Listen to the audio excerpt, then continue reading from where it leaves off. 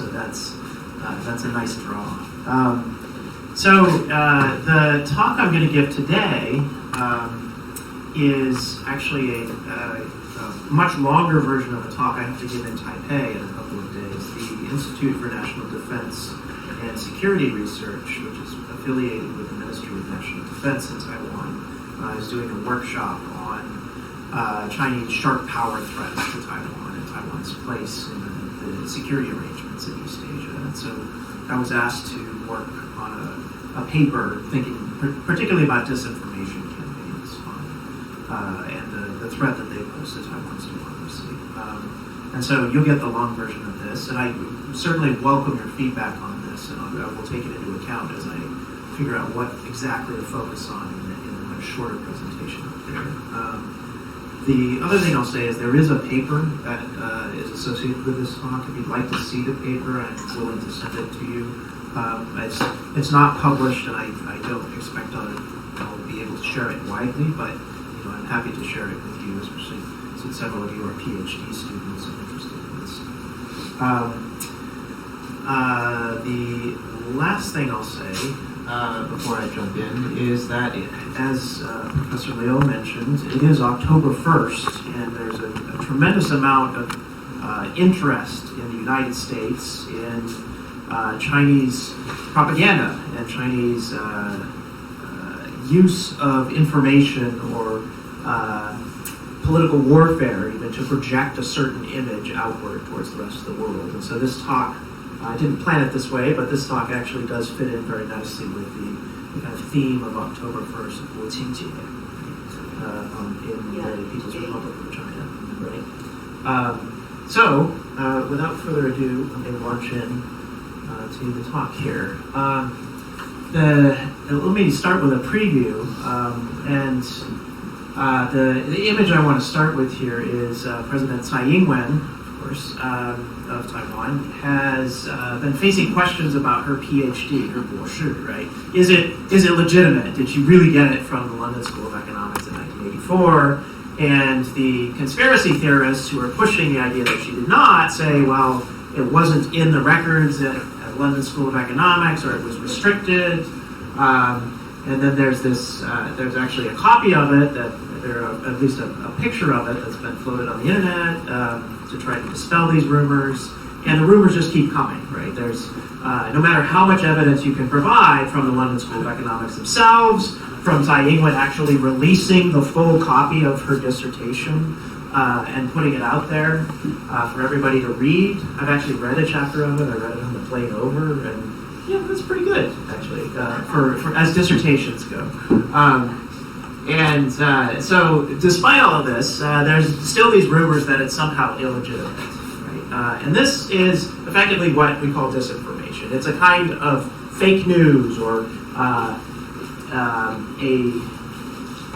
a way to undercut the truth or reliability of what you think you know about political institutions or political elites.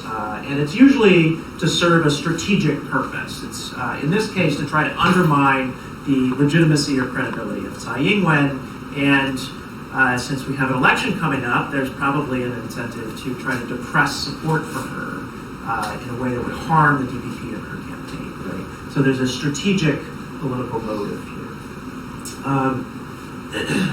In the talk today, I'm going to talk a bit more about the disinformation threat to democracy. What do we mean by disinformation, and how is this kind of rumor mongering about elected officials a threat to democracy? Then I'm going to talk specifically about the Taiwanese case and the threat to Taiwan's democracy. And then I'm going to talk a bit more about Taiwan's strengths and its vulnerabilities as a democratic country. I actually think there are some underappreciated strengths of Taiwan's democracy that make it, in some ways, less vulnerable to a Chinese-style influence campaign than much of the English-speaking world, for instance. Australia, New Zealand, the United States, Canada, and Britain have all been targeted by a systematic Chinese influence campaign to shape discourse about China. And there's a lot of concern within those countries about that campaign and its effectiveness. Taiwan, I think, is less vulnerable to that kind of subtle, covert shaping of public opinion for several reasons that I'll get into. And then finally, I'm going to talk about, as an outsider looking at Taiwan's democracy, what are the most effective ways that Taiwanese elites and Taiwanese activists can try to reform the system or better protect it against the Chinese influence campaign and Chinese threats, both in the short run and in the long run. Right? So first, disinformation campaigns and the threats to democracy. So what do we mean by disinformation? First off, let me define it as the process of spreading false reports you know are wrong for a strategic goal. So in the Tsai Ing-wen thesis case, somebody is probably spreading that rumor because they don't want Tsai Ing-wen to get reelected. And this is a way to undermine support for her among parts of the pan-green coalition that would normally support her. Right? So there is a strategic political goal. The most prominent example of this, of course, is in the 2016 U.S. presidential election campaign. There's very credible evidence that the Russians, people associated with the Russian government, actually launched a disinformation campaign targeted at the U.S. electorate. And the idea was to systematically and asymmetrically leak damaging information about Hillary Clinton in a way that would help Donald Trump. There's lots of debate about how effective this was or whether it ultimately swung the election for Donald Trump, but I think there's at least a consensus that it hurt Clinton more than it would. She did worse off than she would have if this campaign hadn't happened. Okay. And so since then, there's actually, this was kind of the earth-shattering moment when a lot of social scientists and security folks in the United States started to pay much closer attention to the threats from disinformation campaigns. But then since then, and actually before and after both, there have been some other prominent cases. So the Russians also attempted a similar strategy in the 2016 campaign for the United States to leave the European Union. And so the Brexit campaign got a lot of support from Russian disinfluence operations, or disinformation operations, sorry. The 2017 presidential election campaign in France featured a very far-right candidate in Marine Le Pen running against a moderate centrist candidate in Emmanuel Macron, and the Russian tactics were similar there, where they were trying to spread disinformation that would hurt Macron. And interestingly, they tried to use a similar tactic to what they did to the Clinton campaign, where they broke into some of his, or they attempted to hack into his campaign's files and pull out damaging information and then release it strategically just before the election in an attempt to hurt him. And the Macron campaign had actually learned from the Clinton campaign and hid this material on many, many different servers and also put a lot of other material out there that was just useless. And so there were actually some effective counter tactics that they employed to stop the Russian disinformation campaign from being particularly effective. Another case is, this actually directly involves Russia. During the Ukraine Civil War, there was a Malaysian air flight that was shot down by Russian rebels in eastern Ukraine. And there's very clear evidence that it was rebels linked to the Russian army that shot this missile down, but Russia put out a bunch of disinformation trying to find other people to blame for this, and just basically trying to confuse the picture as much as possible.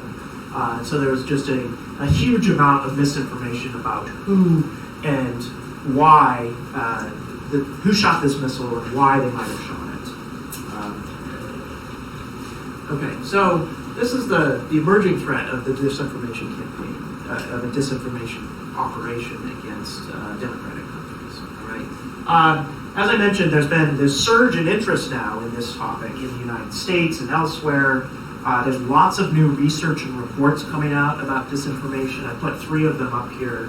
The Hard Edge of Sharp Power. J. Michael Pohl, who's actually based in Taiwan, wrote this for a Canadian institute.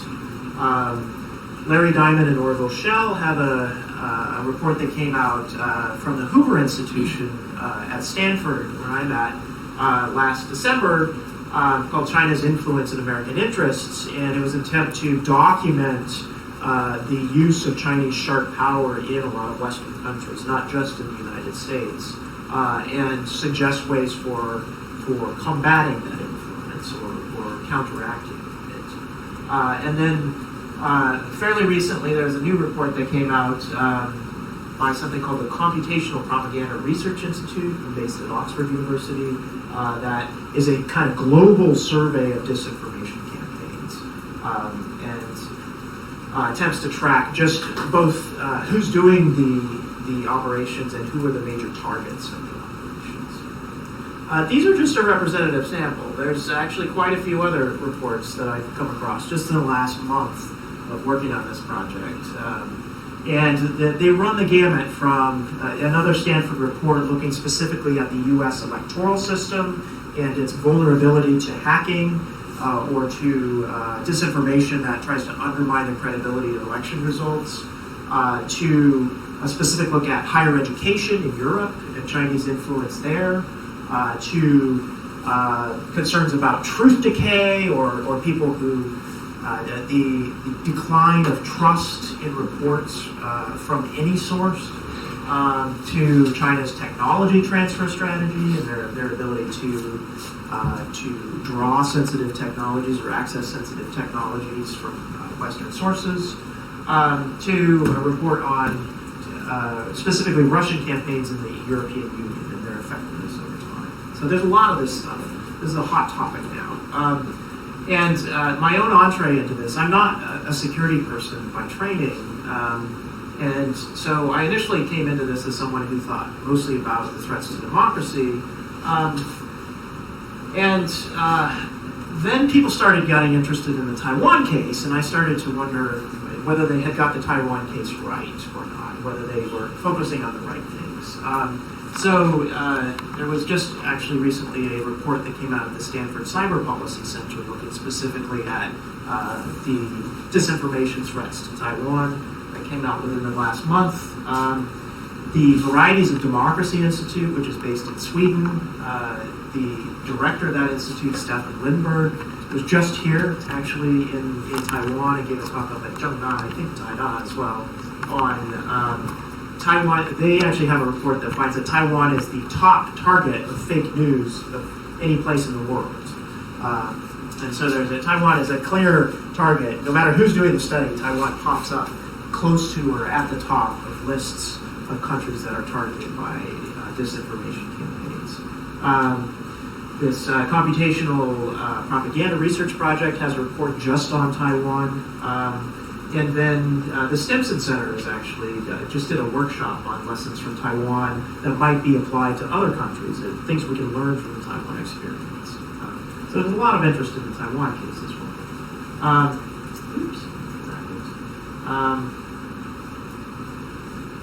Let me step back and talk a bit more about what disinformation operations are. What do we mean by this? Specifically, they're coordinated operations to either, and this is important, this distinction, to manipulate or to corrupt public debate in a country for a strategic goal. So manipulation is you're trying to change people's beliefs or their behavior through a disinformation campaign. So you want them to, they think Taiwan should be independent, and then they're manipulated, and then they think, well, Taiwan has always been part of China, reunification is inevitable, and so forth. That's a successful manipulation of the belief spectrum. The alternative to that approach is corruption, which is the kind of Russian approach, where you don't believe anything you hear from anybody. Right? And this is closer to the Tsai Ing-wen thesis example, right? If the public space is so degraded, people don't trust Tsai Ing-wen actually pulling out her dissertation and putting it on a table and uploading it online, you can read the whole thing. People still don't believe that it's real. That means the public space, the kind of fact-based conversation about social issues is just degraded to some extent among the people who are most suspicious of them.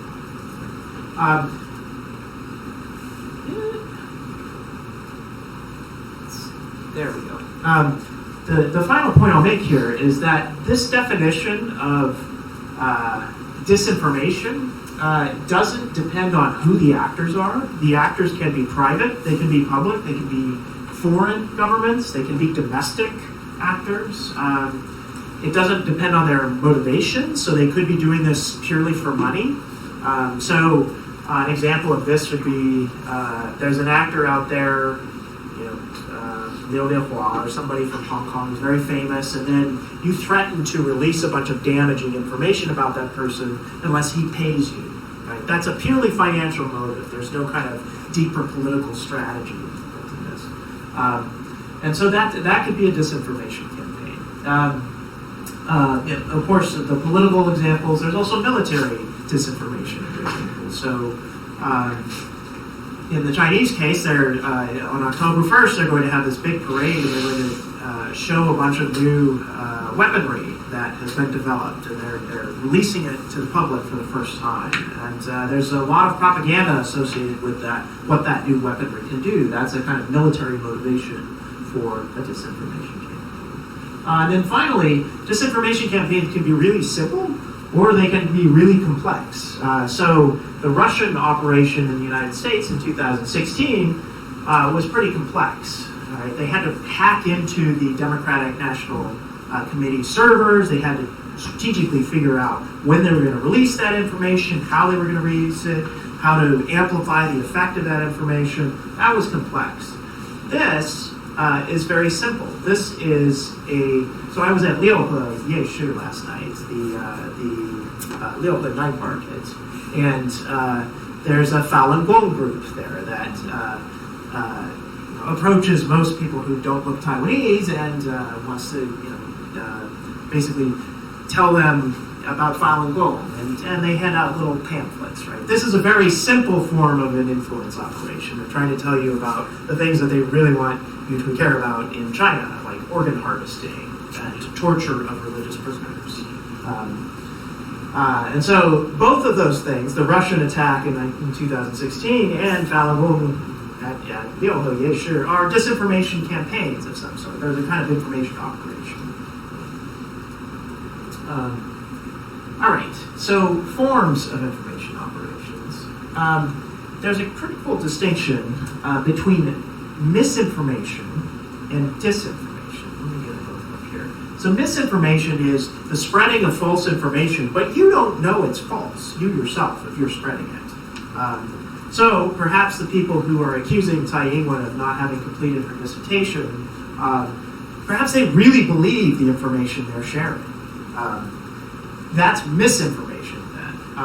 If they know it's false and they're still trying to share it with other people to persuade them that Tsai Ing-wen is a fraud, then they do know it's false. That's disinformation. And then there are a couple other categories here when we go further down. There's propaganda. You can have black, gray, or white, depending on how transparent that propaganda is, how obvious it is who the propaganda is coming from. And the propaganda is sharing of information that's intended to persuade or reinforce a particular point of view. So propaganda coming from the Chinese Communist Party about Taiwan's status. Taiwan has always been part of China. That's a very kind of clear propaganda stance. And then finally, a more recent phenomenon is trolling. This can be done by government-sponsored organizations that deliberately just try to stir up controversy in an effort to create divisions, to create a lot of criticism and conflict within a target population or country that the government wants to weaken in some sense. So I won't say too much more about that going forward, so I'll leave that there. All right, so now that I've kind of described what I mean by disinformation campaigns, let me talk about the Taiwan case specifically and the threat from a potential disinformation campaign. And I want to make three big observations about the Taiwanese situation. The first is that a lot of these reports that are focused on disinformation campaigns actually kind of muddle the difference between the Russians and the Chinese and other state actors. And I think there's an important difference between what the Russians are doing, their goals, their strategy, and their tactics, and the Chinese goals, strategy, and tactics. So to make this very blunt, the Russians are nihilists. So they don't care about the content of their message. They just want that message to create problems for their target country or their target group.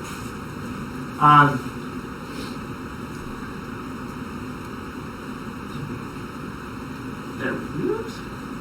Oh dear. Sorry. I pressed the wrong button. That was entirely my fault.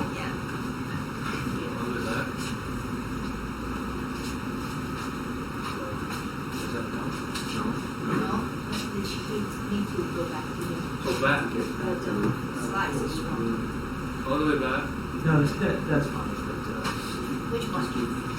yeah, you can leave it right there, but is there a way to go to full screen?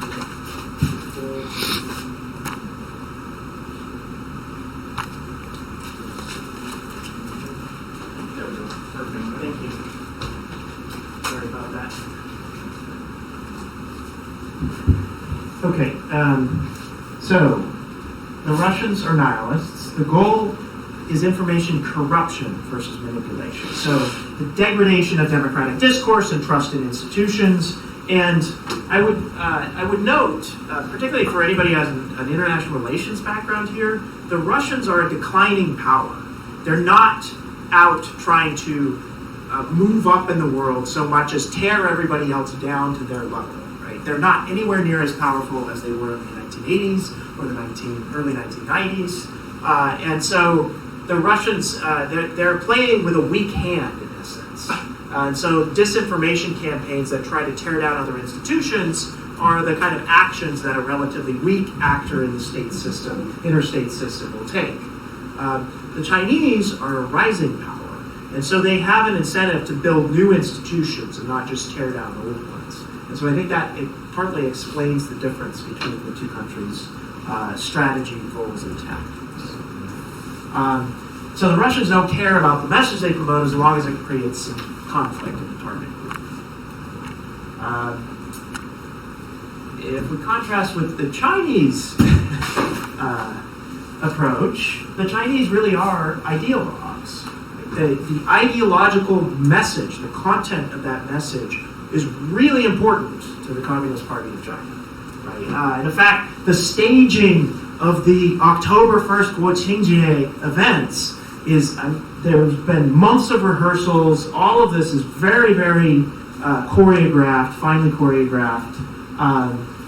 The seating arrangement in this hall, there's all of these messages they're trying to convey. And so there's a very kind of specifically Chinese approach to information and propaganda that has a lot to do, that emphasizes staging and the content of critical messages. And that's because they're trying to do something different from the Russians. They're trying to manipulate or reinforce a particular set of views or beliefs. And with respect to Taiwan, that message, I've mentioned it a couple of times, is that unification with the PRC is, number one, good for Taiwan, and number two, it is inevitable, whether the Taiwanese want it or not. Right? And so the CCP is using every channel they can possibly use to get that message out there and promote it. Right. So they seek to manipulate rather than corrupt. So Guo Taiban, the Taiwan Affairs Office, repeats this message. They're not just trying to kind of falsify or deny certain events happened. They have a very correct, in their view, a correct version of events and an incorrect version of events, or a correct version of the state of affairs and an incorrect.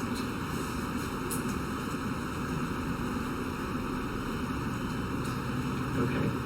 So an example of the kind of things the Chinese will do, but the Russians really don't care about, is how Taiwan is described in the international community. And so over the last, this was a year ago roughly, there was this controversy over how Western airlines displayed Taiwan on their websites as a destination. The Chinese regulatory body required Western airlines, including American Airlines, to put Taiwan, to list Taipei, Taiwan as part of China. So China is in parentheses here to reinforce the CCP claim on Taiwan. And we know a lot about how this propaganda system works because it's, in fact, Taiwan has a great body of expertise on this, and much of the propaganda activities are done through something called the United Front Work Department. So let me talk about the United Front Work. The objective of the United Front Work Department within the CCP is demobilization of opponents and mobilization of supporters or soft supporters, rather than persuasion. So you already like the CCP, so we mobilize you to come out and speak, rather than you haven't made up your mind and we're trying to convince you one way or the other. You do not like the CCP, so we find ways to keep you quiet, rather than try to persuade you to change your mind. So it's mobilization rather than persuasion. And it targets both supporters and opponents, the CCP. You're trying to mobilize supporters to adopt pro-CCP positions, demobilize or co-opt opponents to stop them from opposing CCP positions. In democratic countries where there's a diversity of public opinion on all kinds of issues, I'm going to draw a concept from the study of public opinion, which is something called the Overton window. The Overton window is the idea that there's a certain range of public opinion that is acceptable in public discourse, but then once you get to the edge of that, there's some ideas out here that are fringe, crazy. We can't talk about those ideas, or if you do talk about them, we're not going to listen to you. And so the CCP, in effect, is trying to shift where that Overton window is, so that talking about, say, Taiwanese independence is outside. It's a fringe idea. It's not something that normal, polite people do in public conversation. And by shifting that window, then, you have altered the terms of the conversation about a sensitive topic like Taiwanese independence. And it makes pro-Communist Party positions seem more mainstream and more popular than they really are in democratic countries, and anti-CCP views seem more extreme. Right. The threat to democracy specifically here is that this kind of united front work to shift public opinion, mobilize supporters, co-opt or demobilize opponents is covert. It's done under the radar to be more effective. It's coercive. If you are a diehard opponent of the CCP and you own a newspaper, I get some pro-China businessmen to come in and say, we're not going to place any ads in your newspaper unless you change your editorial line, and then you either decide, I'm going to lose a lot of money, or I fall in line, right? That's coercive. I don't have an open choice about whether to support or oppose the CCP. Because there's an element of coercion, it's often corrupting as well. It violates the laws of the democratic countries that it's taking place in. And it is definitely not the same as a kind of open advocacy for national interests, which is what all countries do in other democracies. You know, there's lots of countries whose embassies will make a statement to the American public about how to interpret certain things. That's different from this kind of united front work, because it's not covert, it's not coercive, and it's not corrupt. So, turning to the Taiwan case and thinking of Taiwan as a democracy that the CCP wants to bring into to the People's Republic of China, to bring it under its control, is Taiwan particularly vulnerable to this kind of united front tactics where you mobilize supporters and co-opt or undermine opponents?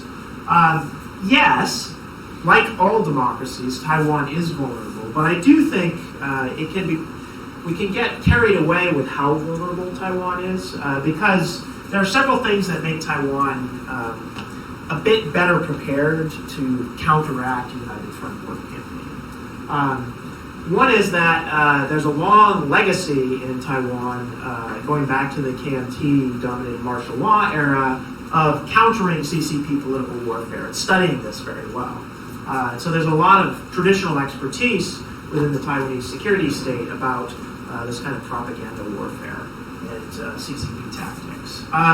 More important, I think, is that Taiwanese politics today, and really for the last 20 years, have been oriented around Taiwan's relationship with China. And so it's not covert at all to kind of urge somebody, hey, you really should support the CCP position, right? If somebody changes their tone on the CCP or on Taiwanese unification with China, everybody notices that immediately in Taiwan. It's a very sensitive issue, right? It's the most important issue in Taiwanese politics. And so because of that, it's much, much more difficult to massively shift how people think on this issue. They've already thought about it a lot and kind of made up their minds. And on top of that, the CCP, when they have attempted to influence elections, those attempts have often backfired. So the kind of classic case is in 1996. Lee Teng-hui was running for re-election as the Taiwanese president, and by that point, the CCP was strongly opposed to his re-election, and so they held war games off the coast of Taiwan to try to intimidate Taiwanese voters into not voting for Lee Teng-hui. And in fact, what happened, he got re-elected by a larger margin than the polls predicted. So it backfired, this kind of open intimidation. And the converse of this is that China-friendly candidates tend to do best when Beijing does nothing, stays quiet, and doesn't try to manipulate the political sphere in Taiwan in an overt way.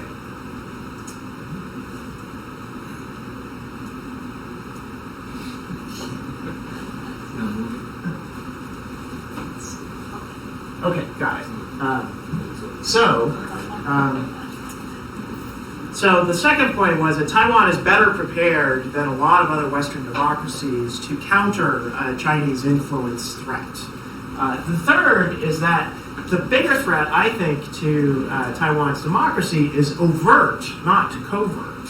In other words, it's not just disinformation. They're not just trying to manipulate public opinion in Taiwan. There's many, many, many other things that the CCP has done to pressure the current more pro-independence or less China-friendly government of Taiwan. And that list is long and growing by the day, practically. So poaching diplomatic allies that the Republic of China maintains. This is the Solomon Islands, which just switched a couple of weeks ago. Right? Having new military aircraft circle the island of Taiwan, right? And then posting about it on social media or putting it up on the front page of the China Daily and showing this. This is a form of intimidation. It's not subtle or covert. It's very open. And it's an open secret that certain media outlets in Taiwan actually are very pro-China, very China-friendly. The most outrageous one is Zhongguo Shibao, the China Times Group, which there's a credible story in the Financial Times that the editorial board of that newspaper is in daily contact with the Taiwan Affairs Office in Beijing to shape their editorial line. And not surprisingly, that editorial line is very anti-DPP, very pro-KMT, and in fact very pro-China as well. And so this, to me, looks like a bigger threat to the integrity of Taiwan's democratic system than some kind of rumor mongering on the internet or on Facebook. Right. And then finally, the ultimate goal of influence operations is there's an ideological content associated with those influence operations, and that is to promote unification by any means necessary. So they're not nihilists. They don't care. It's not that they don't care about the content. It's that the content actually is very important. There's a specific message and a specific goal that must be and that is obvious to anybody in Taiwan who's paying reasonable attention to these issues. Okay. Let's now move to the potential vulnerabilities and strengths of the Taiwanese system in the face of a kind of concerted influence campaign from the CCP. The first thing I'll note is a very positive takeaway about Taiwan's democracy, and that is that it gets ranked pretty highly. Taiwan is generally a high-quality democracy and has been for quite some time now. So depending on what indices you use, some rank Taiwan a little higher and a little lower, but generally it's in the top tier of fairly young democracies. It's often ranked second in Asia, behind Japan, as the most democratic country in Asia. It has a long track record now, going on 25 years, of regular, free, fair, contested elections. There have been 3 transitions of ruling parties. It has the highest media freedom scores in all of Asia. It has very good civil rights scores as well. The international organization Reporters Without Borders, when they decided to open an Asian office, picks Taipei, not Hong Kong, not Seoul, and not Tokyo, but Taipei, because of this really high media score and freedom of the press here.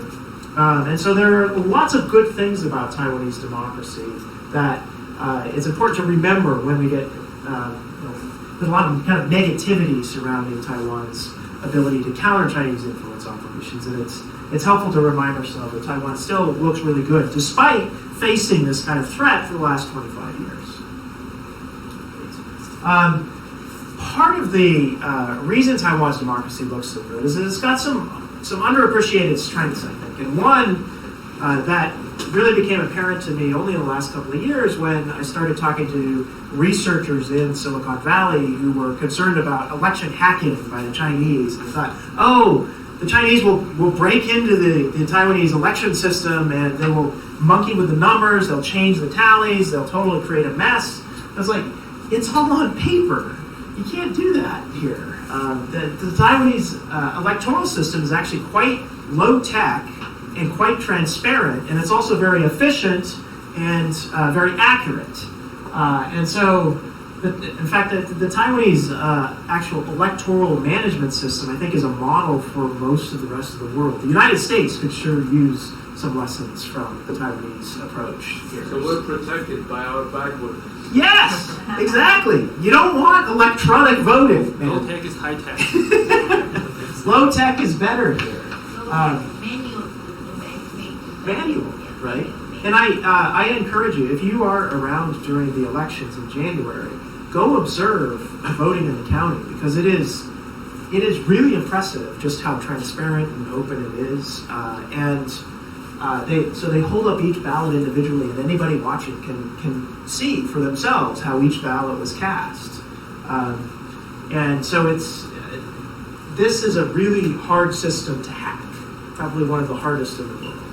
And so that gives me a lot of confidence, actually, that Taiwan, at least on this dimension, is in really good shape. Why we don't have internet voting. That's right, yeah. And I don't, honestly, internet voting has a lot of downsides as well. Yeah. I would note, while we're on this topic, there are a couple downsides to this. One is that everybody has to go back to their hometown to vote. You can't cast an absentee ballot, right? Taiwan's small enough that people can generally do that, but it still does impose a cost in terms of time and travel on a lot of people. The other is Taiwan does not have early voting, which is another way you can mitigate that problem. So everybody has to show up on a Saturday from 8 to 4 to cast their ballot at their designated polling place, and if they don't, their vote they don't get a vote, right? And so that creates some kind of concerns about equality as well.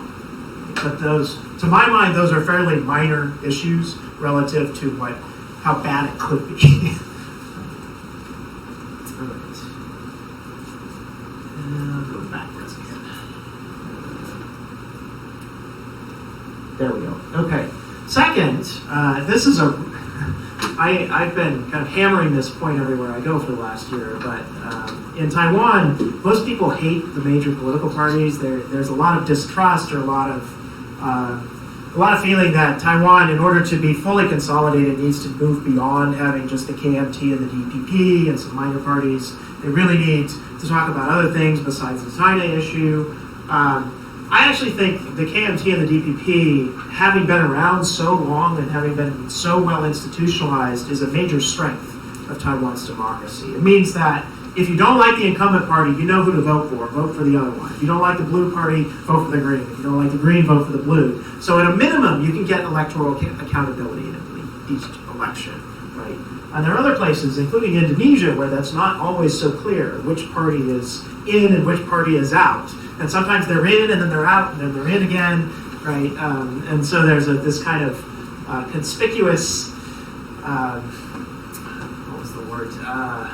Not collusion, but cooperation or kind of coalition building that makes it hard actually to cast a kind of a clear anti-incumbent vote in a lot of cases. And Taiwan doesn't have that problem. It's very clear the KMT and the DPP are on different teams, and if you vote for one, you're casting a vote against the other. In addition, they have very strong party organizations. They still do. And those party organizations actually nominate their own candidates. They control who can run on the ballot as a DPP or a KMT candidate. They have clear rules for how candidates should be selected. They have public funding that they use to run a lot of their activities. And so in many ways, they're better, in a sense, insulated from the corrupting influences of a Chinese election campaign, Chinese influence campaign. And these two parties, at least, I think, they're a key part of what keeps the Taiwanese system actually functioning pretty well. So the third piece is that, as I mentioned before, the China issue is the issue that dominates Taiwan politics. Should Taiwan move closer to China? Should it move further away? How should Taiwanese leaders manage the relationship with Beijing?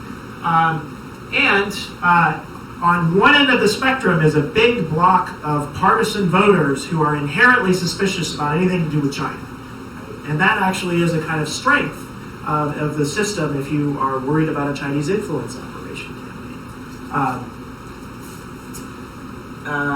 In fact, even the media in Taiwan is polarized around this, and that means there is a pan-green media group that also is going to report much more critically on the PRC and on attempted influence operations. They're not susceptible in the same way that other media outlets are to the kind of attempt to influence the message. And then the final thing I'll note, and I think actually the most important thing when we think about Taiwan, is that CCP success through United Front work elsewhere is happening. It's been successful because it's covert. It's under the radar. Most people aren't paying attention to it. And so before you know it, all of a sudden public opinion has been reshaped in a way that's favorable to the Communist Party of China. In Taiwan, everybody's focusing on that. They're paying attention to it all the time. And so was this yesterday or the day before? Denise Ho. Sunday, yes, yeah. This leader of the protests in Hong Kong was here in Taiwan to join a rally to support Hong Kong, and someone threw red paint at her. Right, this was on the front page of the news. They immediately figured out who did it. The cops grabbed that person, pulled them away, and it turns out that person is linked to the Chinese Unification Patriotic Party. What is it? CUPP, Chinese Promotion, Chinese Unification Promotion Party. Right. Right, and this is the leader of that party.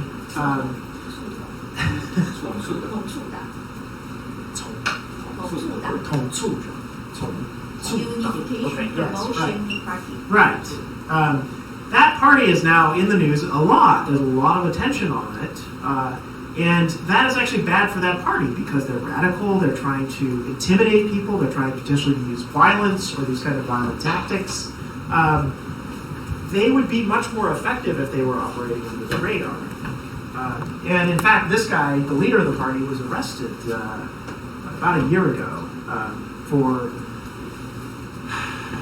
I'm blanking on the charges, something to do with... Yeah, his name is Zhang Anle. Also, one of the person who killed Jiang Man. Yeah, he was involved in He stayed in the United States for many years. Yes. There's a good book on this. And in Stanford, nearby. Yes, he was not too far from Steve. Yeah. So he's a fairly nasty guy,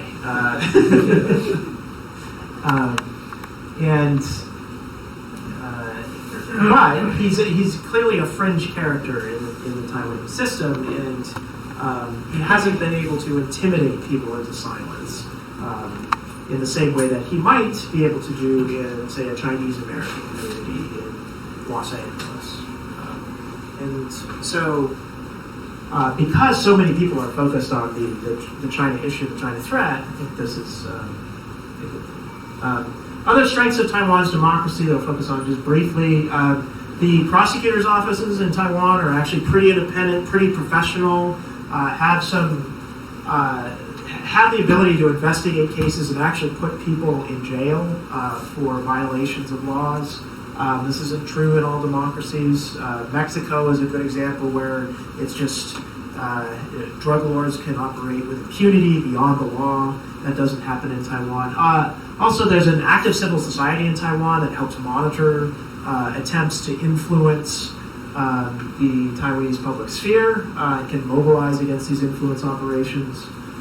So Taiwan has a number of strengths, I think, that make it less vulnerable to a Chinese influence operation than some other democracies. Let me turn to weaknesses. From my own view, one of the biggest is actually the traditional media environment in Taiwan, which the biggest problem actually I think is that they're unprofitable and they're hyper-competitive, and so there just aren't resources to do good journalism in Taiwan very much. And so as a result, you get poor journalism ethics, you get stories that are unsourced or from anonymous sources all the time, you get people trying to race each other to publish rumors. Rumors spread very quickly, even in the traditional media sector. Radio, TV, and newspapers have all been susceptible to Chinese influence operations. The most alarming fact I came across in my recent research on this was actually the traditional Tai language radio stations in southern Taiwan. Some of them are actually now taking a much more pro-China stance. They're playing songs that you hear on the mainland. They're calling into radio stations in Shanghai. So this is another avenue that is kind of under the radar that hasn't gotten a whole lot of attention, but there's an attempt to influence these. And these radio stations traditionally have been very pro-independence. They've run programs mostly in Taiyu, so the local Taiwanese language rather than Mandarin. And so if there's a major swing in the political leanings of those radio stations, that's a big win for Chinese influence operations. Campaign finance in Taiwan, I think, is a weak point. It's traditionally been weakly regulated. There was just an amendment to a law passed requiring each political party to file a report on its finances each year. Before this year, actually, I think that had never been done before. That to me is astounding, and it suggests that the Taiwanese regulatory system needs to be much stricter on how political parties are organized and financed. Taiwanese politics at the local level traditionally has had a problem with vote buying, so people get mobilized because they're getting paid to go out and vote. One can imagine these traditional factional structures being used to mobilize for a pro-China candidate, and the funding for that mobilization coming from the PRC. Right, this is a kind of soft underbelly of Taiwanese democracy. That vulnerability has certainly weakened as factional structures have weakened over the years, but it's still there in some places. And so continuing the campaign to crack down on vote buying, I think, is an important part of keeping Taiwan defended against influence operations. And finally, religious associations in Taiwan are fairly lightly regulated. They're a potential target for United Front work. One prominent example is that the head of the Association for Relations Across the Taiwan Strait, the kind of semi-official organization in Beijing, Chen Yunlin is his name. When he visited Taiwan, he visited the Tzu Foundation in Hualien and met with the Master Buddha, Master Dharma Yan there. And So I worry that is happening on a much smaller scale and much more, it's fairly prevalent as temple associations get kind of brought into a broader network of pro-Chinese activity. All right, the final piece here is how we might counter Chinese influence campaigns in Taiwan. In the short run, I think in the run-up to the elections, which are just, 3 months away now? Yeah, we're coming up on just 3 months away. I think the Tsai administration has kind of belatedly started to recognize the threat and responded with some regulatory changes. The former head of the National Communications Commission was at Stanford in 2016, and I got to ask her some questions about this, and she seemed fairly nonchalant about the whole challenge. She's no longer the head of the National Communications Commission, in part because of criticism from elements of the DPP that she wasn't doing a good enough job at cracking down on violations of regulatory law. I think the National Communications Commission is a key body to police effectively the media sphere in Taiwan. In particular, bad behavior like accepting paid news stories in your newspaper without being clear that those stories were paid for. That's a big journalistic no-no. There's credible reporting that that's happened repeatedly across different newspapers in Taiwan. That's something that NCC should be investigating, I think, very closely.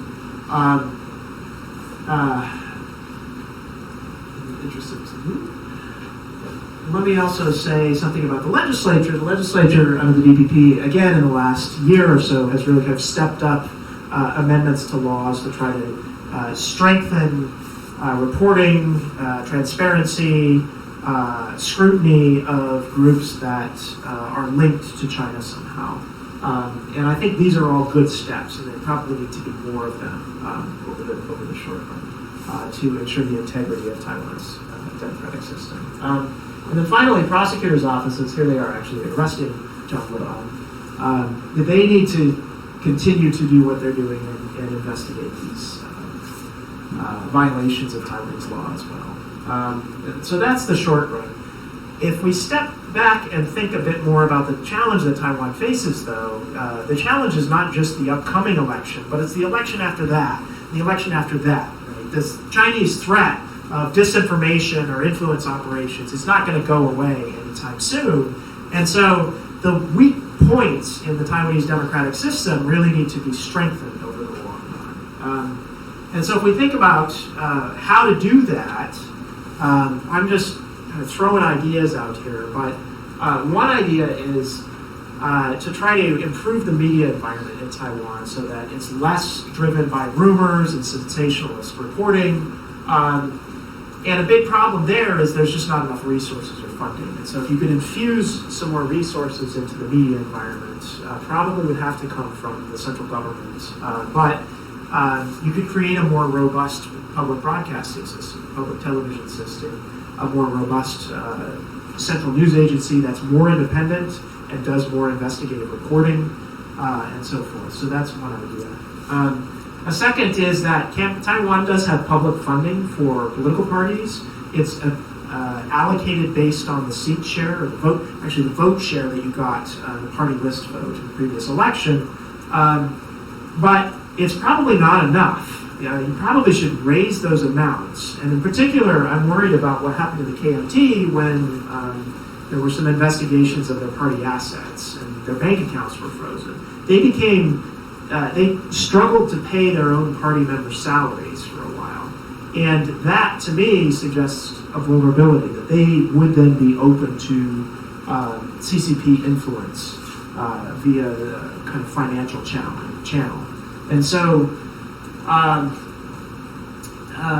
raising the campaign finance amounts going to the political parties in Taiwan that actually win votes is a way to insulate them from that kind of political influence via campaign donations.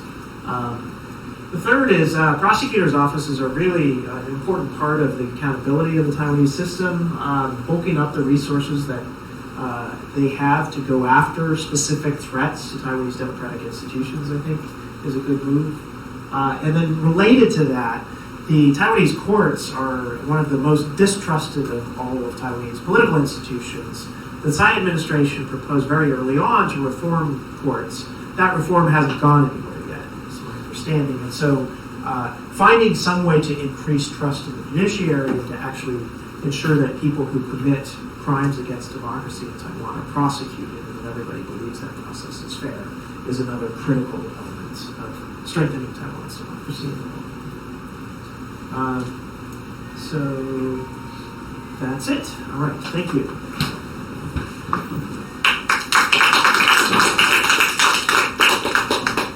Thanks, Chris, for this insightful observation and revealing a lot of the things that we know but may not know that clearly. So it's wonderful to have this overview of the Taiwan's challenge. So I think we'll open the floor for the question of our PhD students. And I think you've been watching Taiwan politics for a while. And probably it's a good time for a true conversation about our concerns. And we have Dr. Liao and Professor Titus Chen here. So I think we'll just open the room. Yep. Great. Okay, thank you, Paris. Very interesting speech. Maybe two questions first. For me, it's really difficult to draw a line between so-called misinformation, disinformation, and freedom of speech. The kind of cornerstone of democracy is protecting the right of speech, right? Yeah. Then we do all kinds of things just because of we are afraid of China's united front work. We actually, when I was very young, we learned this a lot. United China's this really old lessons. How we protect our freedom of speech under this kind of in the past when we really like to protect ourselves, so we draw lines. Everything we label as a united front work. So we should do these things. We shouldn't do this, do that. Really offend our freedom of speech. Yeah, in the past. Then I see still the difficulty there. Draw the line. Secondly, your definition for disinformation and misinformation also made me very confused because they spreading false report are wrong for strategic goal. Who is you? If the first person may spread something, maybe he or she spread the kind of false report, did it on purpose. But afterward, people just spread it out without any kind of background knowledge. They don't know whether that report is false or true, right? Even Li Xiulian right now still question about Taiwan's system. It's not about the content, about the kind of format and the process. It's not really about the content. Content is there, but the kind of for me, we all come from the age of 1984. We know that kind of format at that time. So this is just weird. We have doubt. Doesn't necessarily we do it for a strategic purpose. Just feel weird. Right. Weird. The format is just weird. Yeah, I can show my dissertation, right. The kind of sent to record school, Right. Yeah, still the same the hard copy. Right. Yeah. So it's just weird. So how can you say that's a kind of a strategic? Maybe Li Xiulian did have, but people spread out that kind of information without that kind of really knowledge about the dissertation is true or false. Yeah. Then there's a discussion. How can you draw a clear line between the misinformation and disinformation? People, for the second hand to spread out the information, just doesn't know there's a strategic purpose. Maybe just they did it because curiosity. Why is so different? Yeah, that's my two questions. How we draw a line between freedom of speech and the kind of information warfare to anti-China's invasion. Yeah, I know that kind of period. When I grew up during the kind of anti-Chinese warfare, all called United Front, 统一战线. We did. All you talk about that kind of background make me feel so familiar when I was undergraduate student. So familiar, yeah. And the secondary is how we really draw a distinction between misinformation and disinformation. Why we are so bothered by misinformation, disinformation, and how can we do something to this kind of distinction? I cannot tell. Strategically speaking, all the kind of math you offer, I just didn't feel why we need to make this distinction, so-called misinformation, disinformation. When talking about people's intention, so difficult.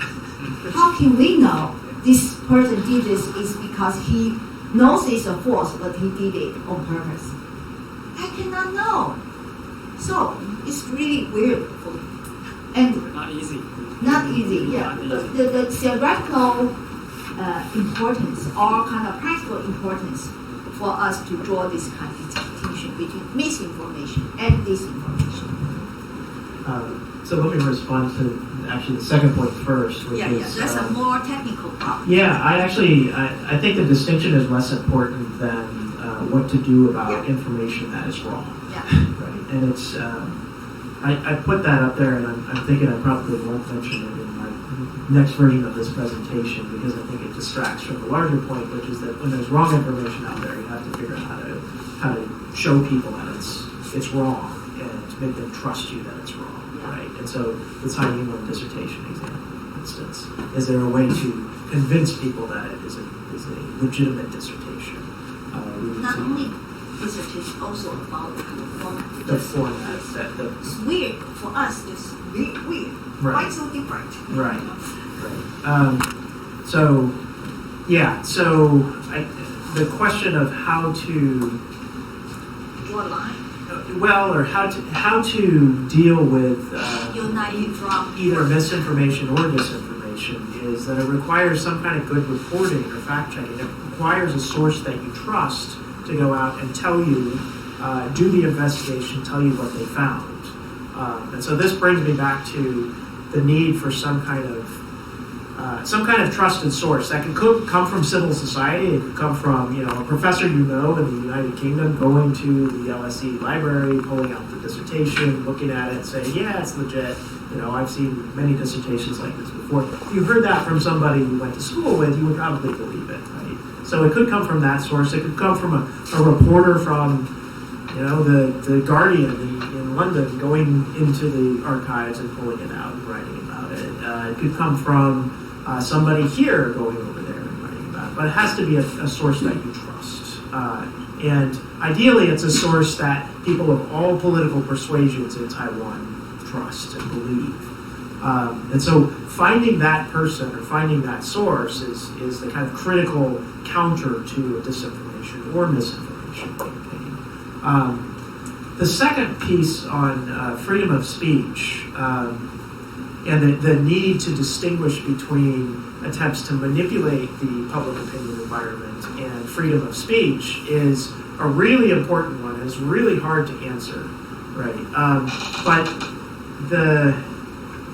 the position I come down on is that United Front work or attempts by the Chinese Communist Party to influence public opinion are different from freedom of speech precisely because they are covert, they are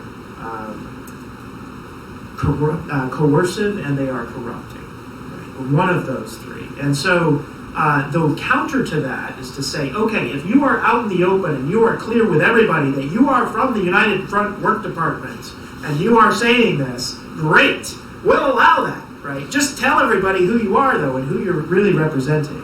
And so that's a transparency requirement, right? And so if people are trying to hide their tracks, we need to create restrictions where they cannot do that, where they actually have to report who they really are in the public space. If they're on top of that trying to coerce people, that needs to become public knowledge. People need to know, you changed your editorial line because Tsai Ing-wen bought the paper, right? And and now that everybody knows that, we know why the China Times has moved way to the pro-China end of the spectrum. Right?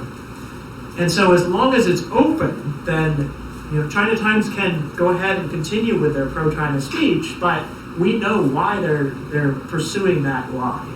Right? And so that that perhaps gives us a second criterion to distinguish between freedom of speech and stuff that is illegitimate. Right? And then if it's corrupting, if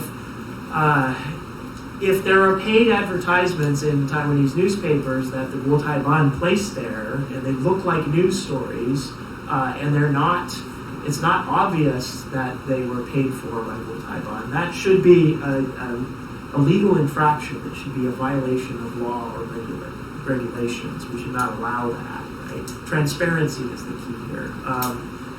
And then the final piece I'll say here is that this question has been debated a lot in Silicon Valley, and the traditional Silicon Valley answer, the Facebook answer, the Google answer is that if there's bad information out there, we just need to crowd it out with good information. We don't censor it, we just put more good information out there. And so the approach right now in Silicon Valley is to try to have fact-checking websites or to tinker with your algorithm so that stuff that is clearly false or questionable, or people who have poor reputations as sources of unbiased news get moved further down in the algorithm. So there's a kind of technical solution that excludes them. I'm not sure how feasible that is in the long run, but it's worth thinking about what the implications of that are for our public speech.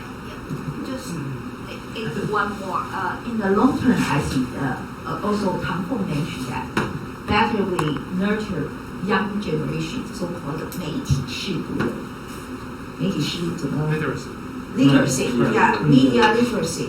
Then you can make a kind of curriculum or kind of materials to teach students how to make a distinction between the false news or kind of true news. That's one way from the education system to nurture so-called media literacy. But you didn't mention that. That's true. Part of the reason I didn't mention it is that when you look at least the studies of rumor mongering and who is most susceptible to rumor mongering in other countries, it turns out it's old people who are the most susceptible. The young, I mean, they've grown up with digital media all over the place. They're very good at distinguishing crap from truth, right? They're much better at that. And it turns out we need to help Grandpa understand that this thing that somebody shared with him online is false, right? And so this problem that suggests there may actually be it won't go away, but it'll be mitigated over time by a much more naturally media literate group in the younger generation who are accustomed to kind of screening out crap. I don't know, that's the optimistic take. Yeah. Maybe there's somebody here might have a more pessimistic take, but I tend to lean towards that view simply because of what studies have shown that it's the older folks who really have the most trouble, and who are the most susceptible to manipulation. I think you know the Mike Hassey era. Who's that? Mike Hassey. McCarthy era during the Sure, the McCarthy era, 1950s. right. Yeah.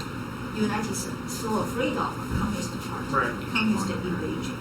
So they tried to do something to prohibit United from right. then become a one party. Right. That's really dangerous to a certain extent. Yeah. If we draw this line, we try to do something, that means we are really afraid of China. That's from the inside we are afraid. Then we try to prohibit everything. Yeah. Chiang Kai-shek's Iran did the same thing. Right. And I recognize there's a need to preserve. We are going back to the back with the past. Let me take some more questions. So that we will hear you better. Sure. Should I pass this around?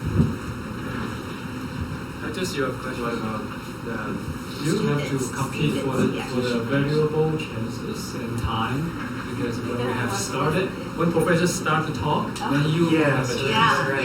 Okay, compete. We talk too much.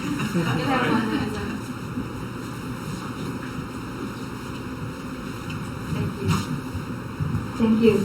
Thank you for the lecture today. It's very good talk, because I think it's also, you mentioned it is a new research. So I was wondering, like, because this is also like Professor Nancy question, like, is it also new for like misinformation? Is also like new concepts that are learned. Although we already know about what's going on in the world today, but this kind of concept is really like newly understand. So I was wondering, like, what is your biggest challenge when you do the research? Like, because it is the new, and also like because you have to do the research, like what Chinese do and what Taiwan do. Thank you.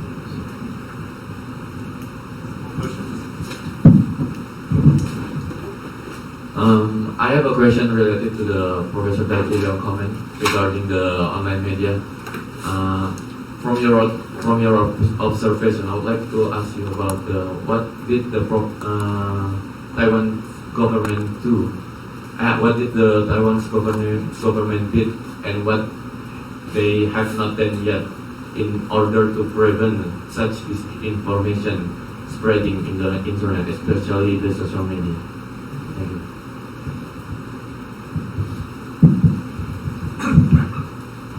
Good morning. I have a couple of questions here, but if in the interest of time, this will be brief. So, in terms of the definition, perhaps because this was mentioned also by Professor Liao about the strategic goal, did you also like take into account, for example, the element of coercion as well in terms of the idea of in the whole process of manipulation?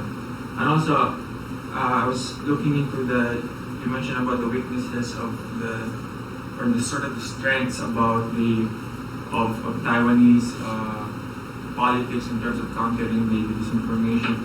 How about the role of identity in Taiwan society? Because for me, aside from it, it's also a great source of strength of how we were able to sort of wave off no matter how corrupting or manipulating disinformation campaigns. And maybe also in terms of countering, how about the role of social media as well? Because apparently you look into the traditional media, but how about the social media environment in Taiwan? And of course, this is something that this is similar. I mean, this is a question now related to your country, the United States, because there's this impeachment inquiry about Donald Trump right now, and this is the issue of electoral interference or soliciting. Do you also see some sort of similarity? Like there is some connection about asking for help from foreign country, in this case, United Front, in terms of interfering with election? Thank you.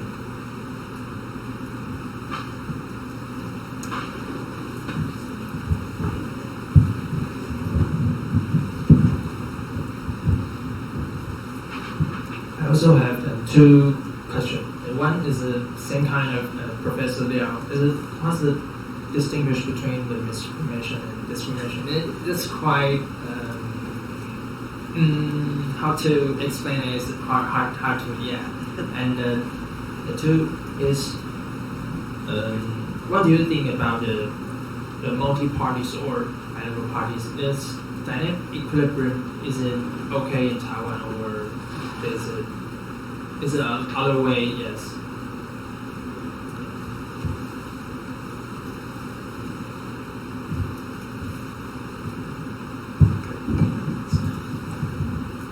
I think I also want to add something for some question. Correlating with the questions from Ron on some of the other friends here.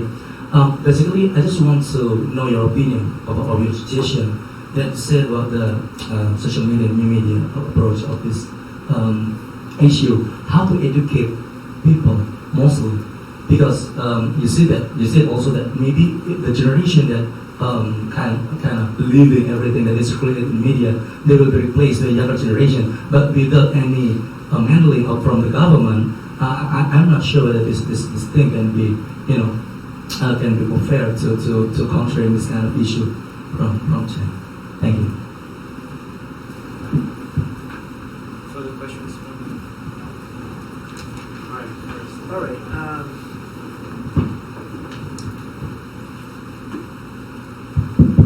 Okay, so there's a couple of themes here.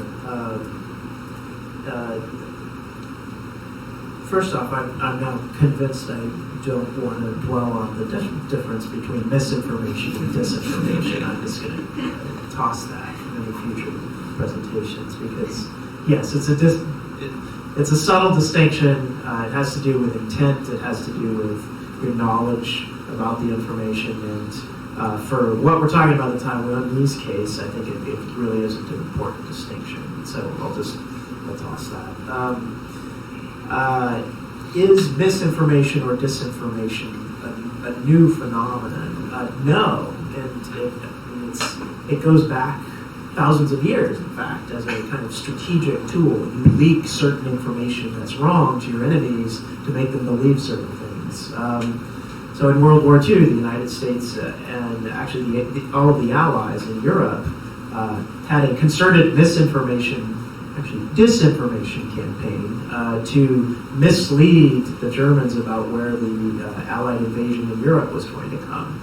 And they invested a huge amount of resources in trying to convince the Germans that it was going to come in a place that it didn't come. Right? So there's a very long history of this kind of use of information as a sort of political warfare, a way to advance a strategic objective, manipulating it.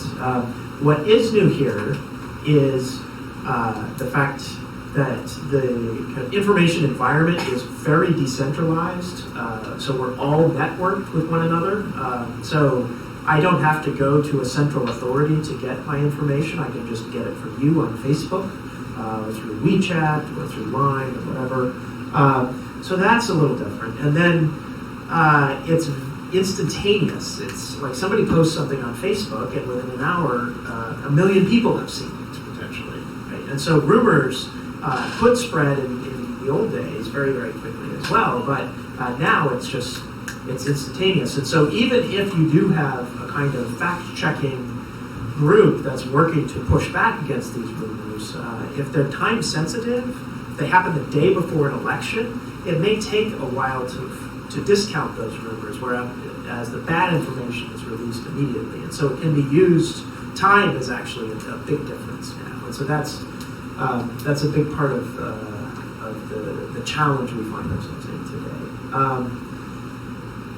Taiwan specifically has done a couple of things to try to discount or to combat disinformation.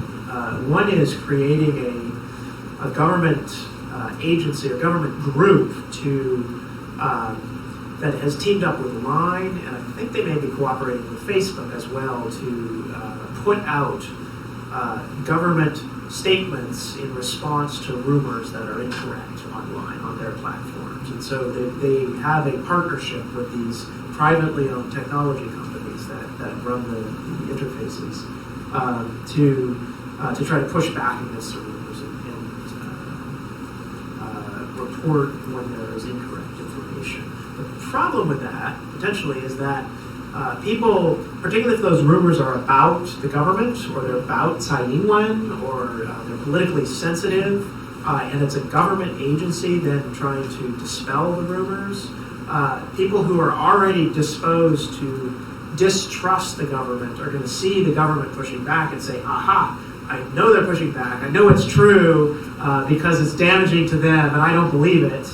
And so you get this kind of epistemic closure, so this thought closure, where you only listen to people who confirm your prior beliefs, and you don't listen to people producing information that disconfirms your prior beliefs. And so if you are supportive of the idea of a kind of public media source that provides clear, balanced, objective reporting on things, you have to make sure that source is detached from partisan politics somehow, that it's not clearly associated with the government or with one party. And there are countries where this has happened. The kind of classic example is the BBC in Britain, where there's a public television, British Broadcasting Corporation that reports critically on the Conservative government, reports critically on the Liberal government and the Labour government, and is generally well regarded as an unbiased, trusted source of information. And so that is kind of the gold standard that might be good for Taiwan to try to build to at some point. It's a difficult road to get to that point, though, because Taiwan has this tradition of state-controlled media producing news that favors the state position as opposed to any other position or kind of objective outsider position. So that's a big challenge. Role of identity is actually it's kind of hidden in here because it's behind the party system. It's behind in particular, the kind of deep green base of the DPP that is inherently hostile to all things Chinese. But yeah, your point is well taken, and I think I would put that front and center as one of the factors that really does make Taiwan a hard case for the Chinese to try to influence, much harder than some other places.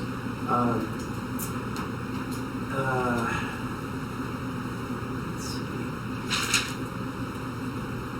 And then education of people on social media. Yeah, so there's the other thing I'll say about social media is that the platforms that social media takes place on are actually, they're owned and controlled by companies that are not based in Taiwan, right? Which is kind of different too, and kind of weird.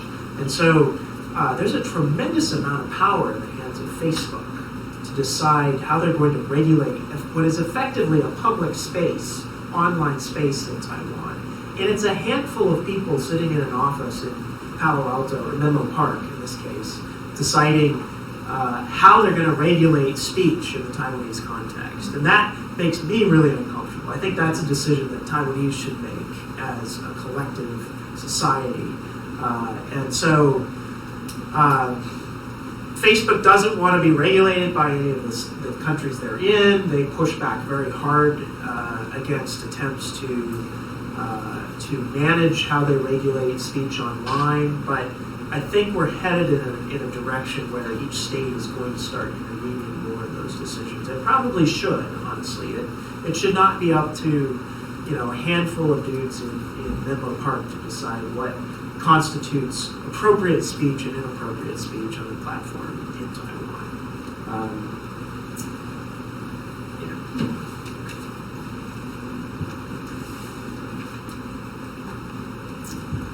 Other thoughts? Any comments?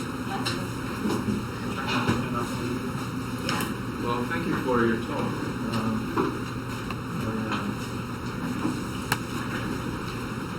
I really appreciate your presentation. I might have some comments that I can share with you if we are running out of time, or We can be here until 12. No problem. all right. Well, hold this ground until noon. Great. One thing I appreciate your presentation is regarding this basic distinction between Russian information operations and a Chinese way or PRC style of info ops.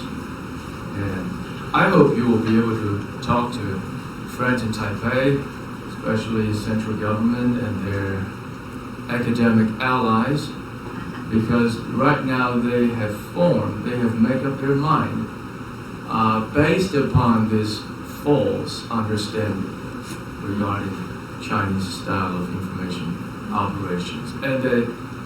And their conclusion is that Beijing has learned a great deal from Russia. Right? Beijing may have talked to Russia, may have talked to Moscow, their IRA or Russian Today, their RT things. But information operations or propaganda operations or mass influence operations in both countries, in two countries, target, they aim at different purposes. And they engage and mobilize different platforms and channels or networks of communication.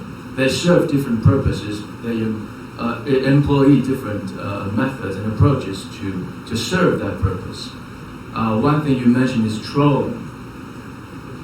China doesn't, or very rarely, employ trolling tactics, but Russia has done that. quite extensively, especially when we learned from the 2016 presidential election in the U.S. China does a lot of other things that are distinctly Chinese, or PRC, or PLA, that you don't see Russian shadow. But somehow our friends in Taipei hold the view that they're on the same team. And I don't dispute that China and Russia are on the same team. They're not on our side, they are the other side. But on the same team doesn't mean they employ similar or compatible or identical tactics or strategies.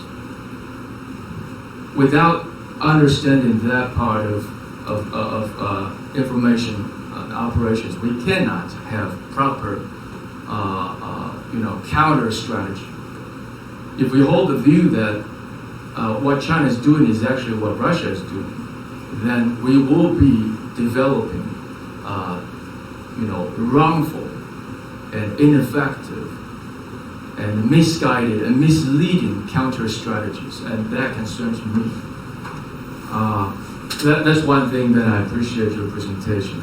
Now, I have some observations regarding how information operations from China or other external sources are influencing or maybe doing their work in Taiwan.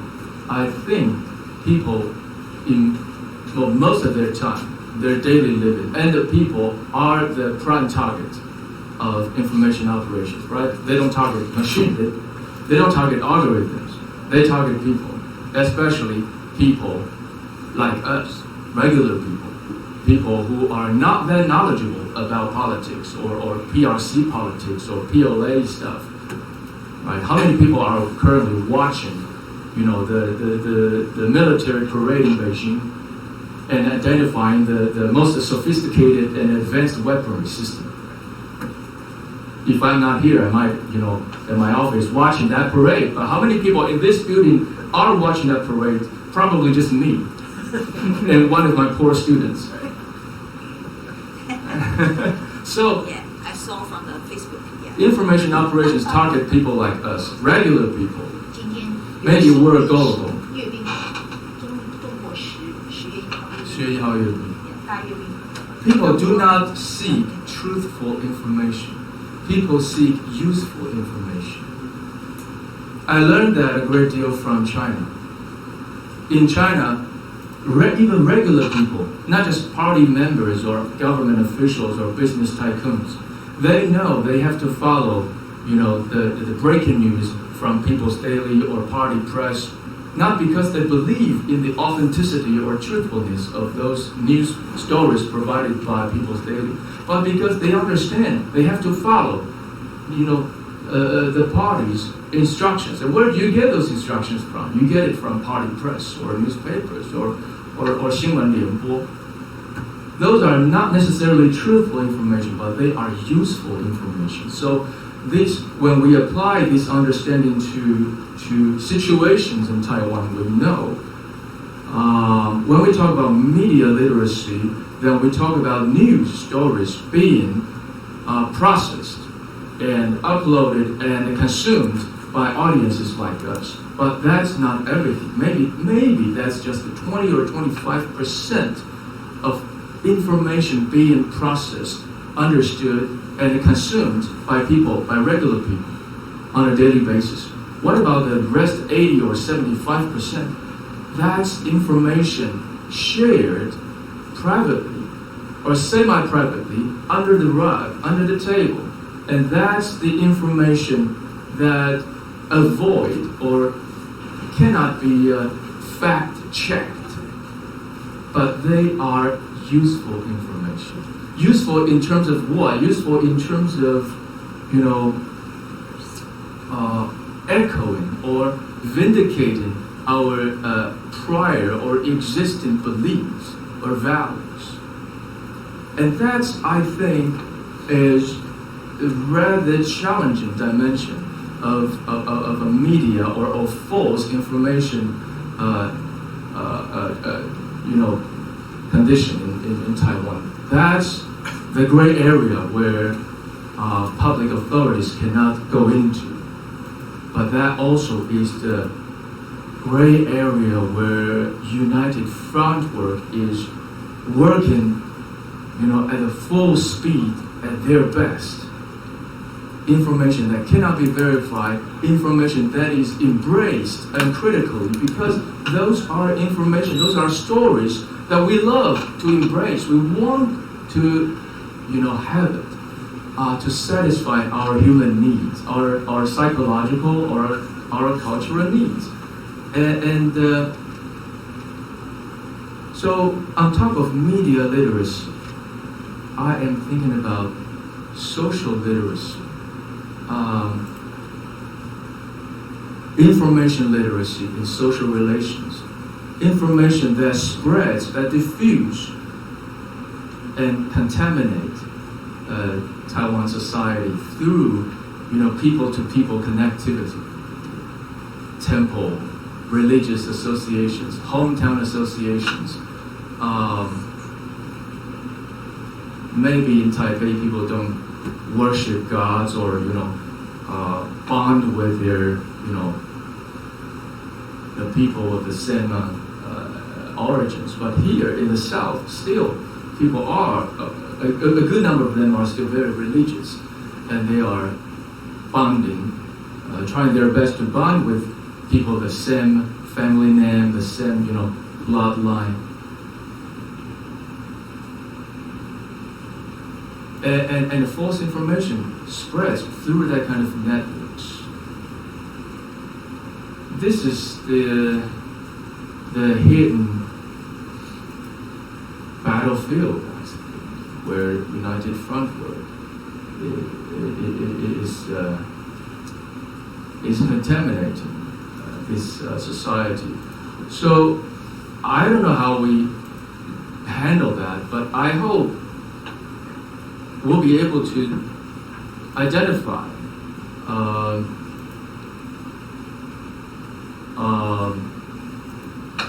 we'll be able to question at a certain point of time, at a certain point of our conversation in this kind of trusted network, when friends from the other side of the strait bonding with us, dancing, singing, talking with us. And at a certain point of time, we raise a red flag in our mind, telling ourselves that, wait a minute, this is not just cultural conversation. This is not just conversation about Chinese civilization. Okay, this involves something about political persuasion. And yes, we continue our conversation, but we continue our conversation in the consciousness of being aware of their, the political purposes that is being served through this conversation. I think that's way more challenging than the job we have to do with media literacy. This is literacy in the context, in social networks that evade government surveillance or pro-independence, vigilante. So, and that's totally legit. I mean, we can still, this is a free society, and free society is always exposed to and vulnerable to false information or information with political purposes, unless we shut down this free society and go back to the police state. So always that's a challenge of a free society, how to distinguish purposeful information ops.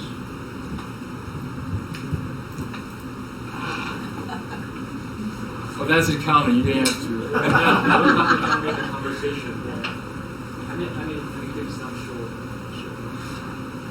Not a question, not a comment, but I think this is important to bring this conversation here, because how we resist information is built upon the sophistication of two-party systems. Because the two-party system, they will be able to resist anything, consciously or unconsciously educated, or just by the thought. people are actually able to resist. Yes. But that is also a rubber reason- duck. Pluralistic society. Right, but this is also a threat, right? That we resist everything, and we strengthen the false news inside the group. Right, so ideology, it's a label with the party colors. Right. Maybe kind of a threat to what we have to. Either we strengthen the misinformation inside the party label, which is should not happen, or we resist the true information, but write the true information from the opposite party. So this is something I just bring into the conversation. I think it's quite important in our civil society. Now, there's a lot of Oh, and there's one more comment. So this conversation has to, it cannot end here. I'm not against of your opinion regarding old people being, vulnerable to false information. I'm not against that. I have How my. old by your Yes. No, I did not put an age on that. Like me? Maybe dumb, but I'm not stupid. I think that's that is not false opinion. That is quite truthful. It reflects a certain level of truthfulness, right? Old people or people like me, we have formed our opinion. Our mental world, our worldview cannot be changed just overnight with ease. So we are actually seeking, again, useful information that vindicate our own worldview.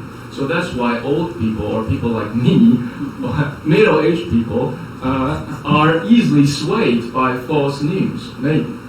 But I don't have more confidence in young people's media literacy. Because they are, well, again, I'm overgeneralized their mentality. They have an oversimplified understanding of the world or of politics. They are idealistic, they are full of zeal, they are full of their own political values. Again, that can be forming a toxic mental environment that pushes out all the information that is contradictory to their prior understanding on that subject. In Taiwan politics, one subject that polarizes much the society is, again, China. So how well you understand China, how well you understand political communication in China, political system in China, is going to be very much deterministic of your perception or the way you perceive and respond to China-related news stories. And that, I'm sorry, most of my students, even graduate level students, local students, know nearly zero about China. So whenever there is anti-China information, such as Uyghur being persecuted in large numbers, such as Jihua Shengyu, all the police brutality, all the administrative wrongdoings, corruption, they will just amen that, they will just echo that. See, the Chinese government is evil all the way down. I don't dispute that. The question is that truthful? They don't care about that. Because, again, this information is useful to them to vindicate their, preconception about China. It is not about fact-checking. It is not about, all the media literacy purposes that we're trying to serve. You try to believe what they want to believe. And that's human nature. Yeah. So it's not just old people, it's also young people.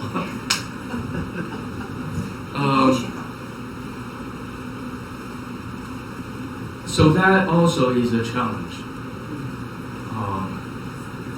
To really identify mass influence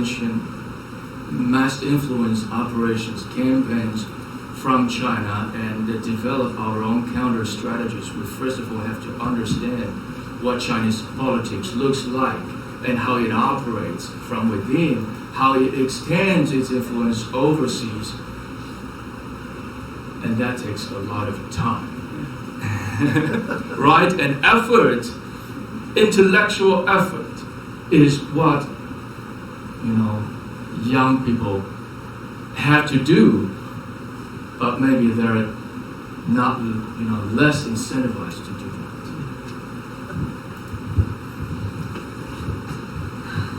Present company excluded. It looks like we've got good PhD students. They're different. There you go. Ronald took my Chinese media politics, and Asi took my IR. Same with Ardi. So they are our hope. Great hope. We need a foreign legion to, come to rescue us. You make a final remarks. Yeah, well, I mean, Titus has made such an eloquent discursion on the presentation here that I think I'll leave it there. Thank you all for coming. I'll leave a name card if you'd like to get it. If you'd like to keep in touch, I'm happy to do that. And I encourage you to continue to dabble in these issues, and good luck with your research as well. I forgot to answer a question about research as well. I think just about the process of research and how I got, or how I think about research. I'm keeping you from going to lunch, so I'll keep this very short. But if there's one thing I would encourage you to do as a PhD student, it's not to pick the topic that seems to be the hot topic right now. So this disinformation, this is a hot topic right now. Everybody's studying it. If you're not interested in this, don't work on this. Find something that you think is important and that you have not seen a good answer to elsewhere, and just go with that. And that, full stop. It's got to be something you really care about learning about, and everything else is secondary. So if there's one thing you take away from today, it's that. It's find something that you care about that's really interesting that doesn't seem to have a good explanation. All right, thank you. So, let's thank